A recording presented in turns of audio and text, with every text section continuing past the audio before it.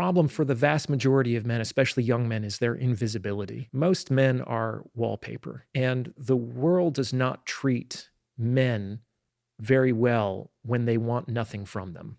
I talk about that in the very first pages of the book, that to understand why some people are rich in relationship opportunities, whether they're romantic, professional, friendship, etc., and other people are not, it's not correct to say that it's the good people who have relationship opportunities or the virtuous people.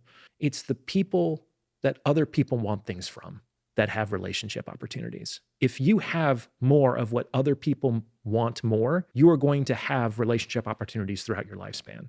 And that's very difficult because imagine being an 18-year-old man who have no money and you've never had money. You may not have a job. You may never have had a job. So you have no skills. You're kind of invisible to women because you don't have yet anything that women might find conducive for a long-term relationship. If you're cute, they might hook up with you. But if you're not even that, I mean, why waste their opportunity? Why waste their time when there are other more attractive options available?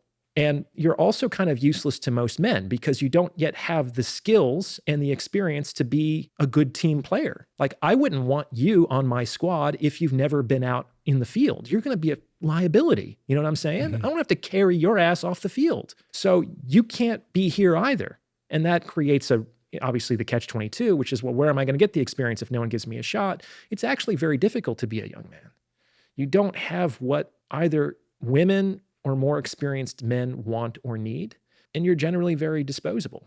And unfortunately, we've seen that. I mean, young men have a very high mortality rate in all kinds of ways. They were shipped off to wars. You talked about the suicide epidemic among older men. Well, it's also very high among adolescent boys as well. It's hard to be a young man. I remember one of my guests telling me that about a study where they analyzed the suicide letters of men and they looked at the words used versus the words used in female suicide letters. And the most sort of frequent sentiment amongst those letters was about feeling worthless, feeling like you weren't needed. And the guest on the podcast concluded that really what we needed to find a way is to send a message to men that you are needed. And it's a strange thing to say, but it correlates perfectly to what you were saying.